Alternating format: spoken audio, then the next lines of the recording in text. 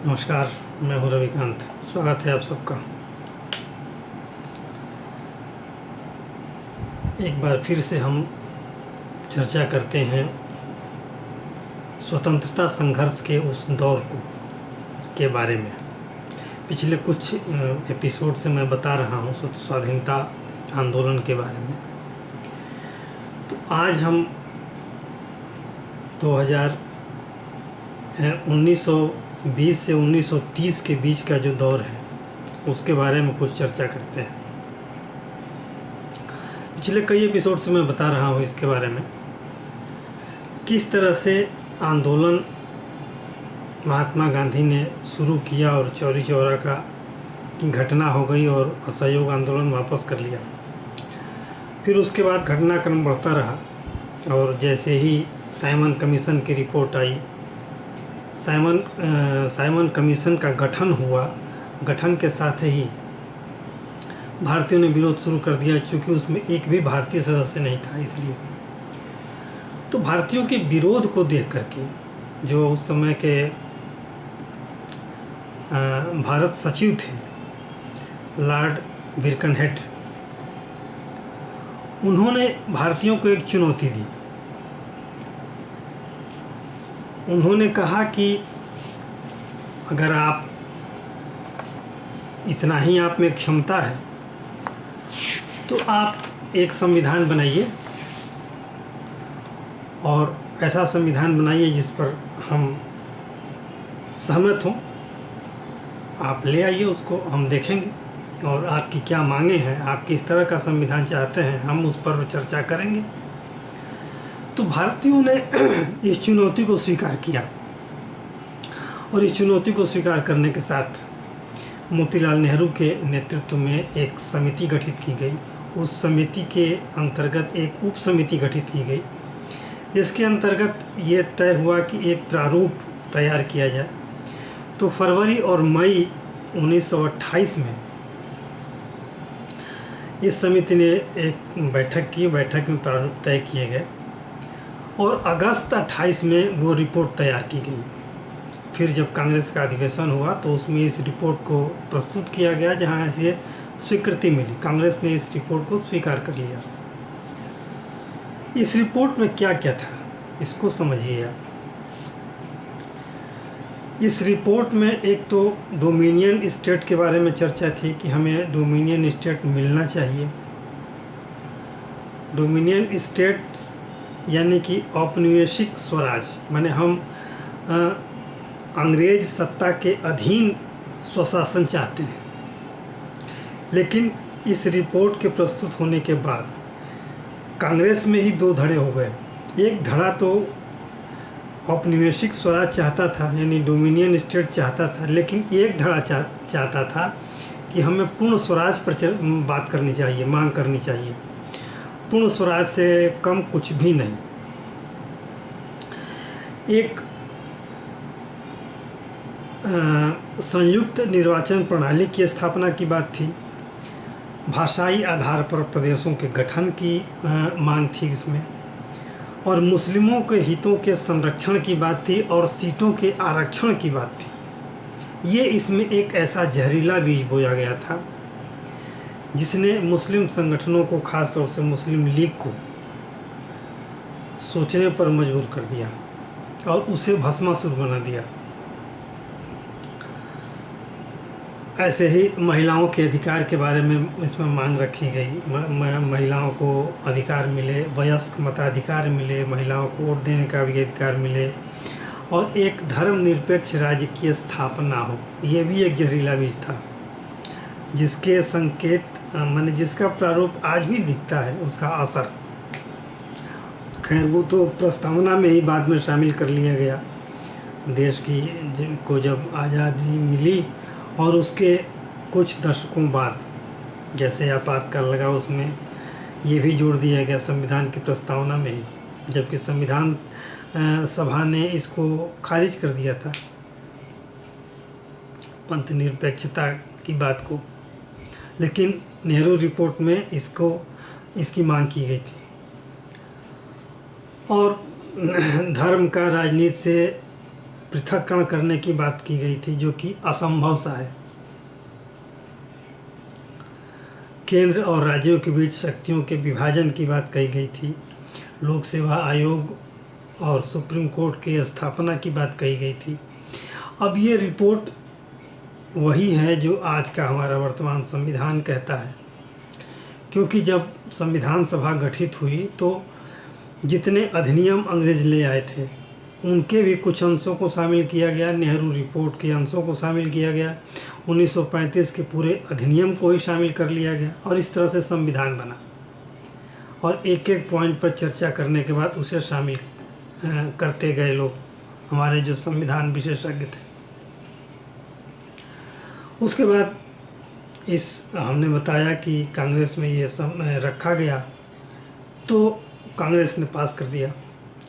अब अंग्रेज़ों के सामने ये समस्या थी कि वो ये डोमिनियन स्टेट्स स्वीकार नहीं कर सकते थे, और जब कांग्रेस का अधिवेशन हुआ तो उसमें ये जो मांग की गई थी डोमिनियन स्टेट्स, और उसमें एक भाग ऐसा था जो कह रहा था, एक दल ऐसा था कांग्रेसियों में, वो कह रहा था कि पूर्ण स्वराज मिले। उसका परिणाम ये हुआ कि 1929 में जब लाहौर का अधिवेशन हुआ तो उसमें पूर्ण स्वराज की मांग की गई और इस प्रस्ताव को पारित किया गया और कांग्रेस का ये प्रस्ताव मान लिया गया कि अब हमें डोमिनियन स्टेट्स के बजाय हमें पूर्ण स्वराज मिले। अंग्रेज इस पर सहमत नहीं थे। अंग्रेज चूँकि सहमत नहीं थे तो फिर गांधी जी एक आंदोलन की तरफ मुड़ने लगे और गांधी जी को अधिकार दे दिया गया कि आप फरवरी 1930 में ये अधिकार दिया गया कि आप आंदोलन कैसे करना है, क्या करना है, इसका प्रारूप तय करिए। गांधी जी ने एक आसान सा तरीका सोचा कि हम क्यों ना एक छोटे से कानून की नाफरमानी करें। तो वो कानून क्या था, नमक पर एक कर लिया जाता था, टैक्स लिया जाता था।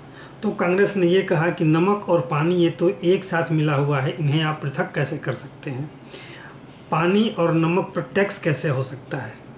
टैक्स, नमक पर टैक्स यानी पानी पर टैक्स, चूँकि पानी का हिस्सा है नमक। तो ये चर्चाएं चली और उस पर यह हुआ कि हम नमक कानून तोड़ेंगे। तो ये तय हुआ और गांधी जी अपने 78 समर्थकों के साथ डांडी मार्च, डांडी के तट पर जाना था। ये 24 दिनों तक 240 किलोमीटर की यात्रा थी। 12 मार्च 1930 से 6 अप्रैल 1930 तक। और गांधी जी वहाँ समुद्र के किनारे पहुँचे और वहाँ एक केतली में पानी उबाला और इस तरह से उन्होंने एक सांकेतिक रूप से नमक कानून तोड़ा। अब इसकी काफ़ी अखबारों में काफ़ी आलोचना भी हुई। अखबारों में ये कहा गया कि एक स्टेट्समैन एक अखबार था जिसमें ये कहा गया कि गांधी जी तब तक नमक उबालेंगे, पानी उबालेंगे जब तक कि भारत को आज़ादी नहीं मिल जाती। तो इस तरह के अनेक तरह के व्यंग्य किए गए और इस प्रकार से कांग्रेस को लग गया था कि अंग्रेज हमारी बातों को नहीं मानने वाले। और उधर अंग्रेज़ों ने ये भी कहा कि जैसे ही साइमन कमीशन की रिपोर्ट आ जाएगी हम उस पर विचार करेंगे और उस कमीशन की रिपोर्ट के आधार पर हम कांग्रेस की मांगों पर विचार करेंगे और जो भी सहमति असहमति बनेगी हम बाद में बनाएंगे। लेकिन कांग्रेस को ऐसा लग गया था कि अंग्रेज ये केवल एक भुलावे वाली बात कर रहे हैं, ऐसा होने वाला नहीं है। इस तरह से चूँकि उस पर साइमन कमीशन की रिपोर्ट पर विचार करने की बात अंग्रेज़ों ने कहा था, तो उसमें एक ये भी बात थी कि जैसे ही उस पर विचार होगा एक अंग्रेज़ जो हैं एक गोलमेज सम्मेलन का आयोजन करेंगे, उसमें सभी दल शामिल होंगे और अपने मत रखेंगे।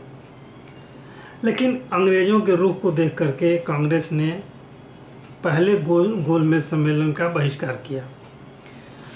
पहला गोलमेज सम्मेलन 12 नवंबर 1930 से 19 जनवरी 1931 तक चला और बिना किसी उद्देश्य के समाप्त हो गया। ऐसा लगता है कि जैसे गोलमेज सम्मेलनों का आयोजन सिर्फ कांग्रेस और उनके नेताओं को भुलवाने के लिए था, एक मन बहलाव के लिए था, क्योंकि उसका कोई निष्कर्ष नहीं था, उसमें कोई ऐसी चर्चा नहीं हुई जिस पर कोई सहमति बन सके या जिसका उल्लेख किया जाए। अंततः जब ये असफल हो गया तो अंग्रेज़ों ने जो कांग्रेस के जो नेता जेल में बंद थे, शीर्ष क्रम के नेता, उनको जेल से छोड़ा गया और गांधी जी और इरविन के बीच वार्ता की बात चली कि गांधी और इरविन में एक वार्ता हो, और गांधी जी उसके लिए इंग्लैंड गए और गांधी इरविन के बीच 15 दिनों तक लंबी वार्ता चलने के बाद एक समझौता हुआ जिसे गांधी इरविन पैक्ट के नाम से जाना जाता है। उसमें गांधी जी ने कई तरह की मांगें रखी। हालांकि ये समझौता जो है काफ़ी संदेहास्पद माना जाता है। इस समझौते की भी काफ़ी आलोचना हुई, राष्ट्रवादी इतिहासकार इसकी आलोचना करते हैं। इस समझौते के तहत कांग्रेस को सरकार के बराबर दर्जा दिया गया, राजनीतिक कैदियों को छोड़ने की बात हुई, लेकिन अंग्रेज़ों ने ये कहा कि जो गैर कानूनी, जो हिंसात्मक गतिविधियों में शामिल थे क्रांतिकारी, उनको नहीं छोड़ा जाएगा। फिर जो संपत्ति जब्त की गई थी उसको रिलीज करने की बात थी, उसे वापस करने की बात थी। जो जुर्माने लगाए गए थे उसको न वसूलने की बात थी, और नमक बनाने की कुछ आंशिक सुझावों के साथ छूट दे दी गई। जितने आपातकालीन अध्यादेश लाए गए थे इस सविनय अवज्ञा आंदोलन में के लिए, उस दौरान जब नमक आंदोलन चल रहा था, और ये नमक आंदोलन करीब करीब कई तटों पर चला, चाहे भारत का पूर्वी तट हो, पश्चिमी तट हो, अनेक जगहों पर चला। छोटी छोटी टीम में कांग्रेस के लोग जाते थे और ये नमक कानून तोड़ते थे। अब इसमें एक विवादास्पद चीज़ थी। हालांकि ये भी कहा जाता है कि इरविन ने से ये पूछा गया जब पत्रकारों से कि महात्मा गांधी ने क्या उन क्रांतिकारियों की भी बात की जो हिंसात्मक गतिविधियों में शामिल थे, उनको छोड़ने की बात की, तो इरविन ने ये संकेत दिया है कि मैं उम्मीद करता रहा कि गांधी इस पर चर्चा करेंगे, लेकिन गांधी जी ने कुछ नहीं कहा। और भारतीयों में भी काफ़ी रोष था कि गांधी जी अगर चाहते, भारतीयों की ये उम्मीद थी कि अगर गांधी जी चाहते तो शायद भगत सिंह, राजगुरु और सुखदेव की फांसी टल सकती थी, लेकिन गांधी जी ने मांग नहीं की। गांधी जी को एक अहिंसा का सिद्धांत उनको प्यारा था, तो उन्होंने उसे कानून व्यवस्था का मामला मान करके छोड़ दिया। लेकिन अगर गांधी जी दबाव बनाते तो संभवतः इरविन, जैसा कि इरविन ने संकेत दिया है कि गांधी जी ने इसके बारे में कोई चर्चा नहीं की हमसे, अगर गांधी जी चर्चा किए होते तो शायद इरविन मान गया होता और फांसी टल गई होती। लेकिन खैर वो तो अब ऐसा नहीं हुआ और भगत सिंह को फांसी हो गई। फांसी की वजह ये थी कि भगत सिंह ने केंद्रीय असेंबली में बम फेंका था अपने साथियों के साथ, और वो बम चूँकि एक पटाखे की तरह बम था, वो बम किसी को नुकसान पहुंचाने वाला नहीं था, केवल आवाज़ करने वाला था। और उन्होंने इनकलाब जिंदाबाद के नारा लगाए उनके साथियों ने, और उनका उद्देश्य सिर्फ ये था, जैसा कि वो कहते हैं कि हमें अपने इन अंग्रेज़ों के बहरे कानों को सुनाने के लिए हमें ये धमाका करना पड़ा। तो ये उक्ति काफ़ी प्रचलित है और अनेक इतिहास के पुस्तकों में इसका उल्लेख मिलता है कि बहरे कानों को सुनाने के लिए ये धमाका हमने किया। तो हालांकि वो एक धमाका था, सिर्फ एक पटाखे का धमाका था, वो कोई बम ऐसा नहीं था कि जिसको फेंक दिया जाए और लोगों की जान चली जाए। तो एक वो सांकेतिक था। तो इस सांकेतिक कार्रवाई में भी अगर गांधी जी चाहते, अगर दबाव बनाते इरविन पर, और दबाव क्या बनाना था, गांधी जी की प्रतिष्ठा ऐसी थी कि अगर गांधी जी 2 बार दबाव बना के कहते तो शायद इरविन मान जाता, ऐसा लोग कहते हैं, ऐसा इतिहासकार भी कहते हैं। और उस समय के जो प्रभावशाली लोग थे, जो कांग्रेस के ही उनके सहयोगी थे, उन लोगों ने भी कहा कि अगर गांधी जी दबाव बनाए होते, गांधी जी ने ये मांग की होती तो शायद इनकी फांसी टल सकती थी, लेकिन गांधी जी ने ऐसा नहीं किया। और इरविन ने भी इस बात का संकेत दिया है कि गांधी जी ने जरा भी वो संकेत नहीं दिया हमको वो, बल्कि कुछ लोग तो, कुछ इतिहासकार तो ये भी कहते हैं कि इरविन तो ये उम्मीद करते थे कि गांधी जी इस पर चर्चा करेंगे, इसकी मांग करेंगे कि भगत सिंह और राजगुरु सुखदेव की फांसी टले, लेकिन गांधी जी ने एक शब्द नहीं बोला इसके बारे में। हाँ, ये है कि जो भी गतिविधियाँ, फ्रीडम स्ट्रगल की जो भी गतिविधियाँ रही हैं, उन पर लंबे रिसर्च होना चाहिए। युवाओं को इस ओर प्रेरित करना चाहिए। जो आधुनिक भारत के जो इतिहासकार हैं,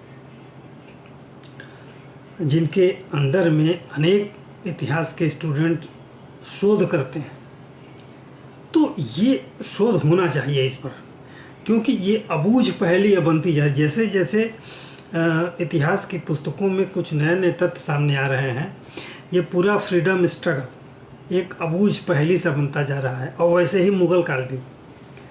तो मुग़ल काल और आधुनिक भारत का इतिहास जो भी तथ्य अभी तक सामने हैं, अलग अलग पुस्तकों में, अलग अलग लेखकों के द्वारा, उन सभी पर शोध होना चाहिए और उन दस्तावेज़ों की पड़ताल होनी चाहिए जो पत्राचार अंग्रेज अफसरों ने किया, जो पत्राचार कांग्रेस के नेताओं ने आपस में किया, या उससे पहले जो पत्राचार राजाओं के बीच हुआ करते थे या बड़े प्रभावशाली लोगों के बीच हुआ करते थे।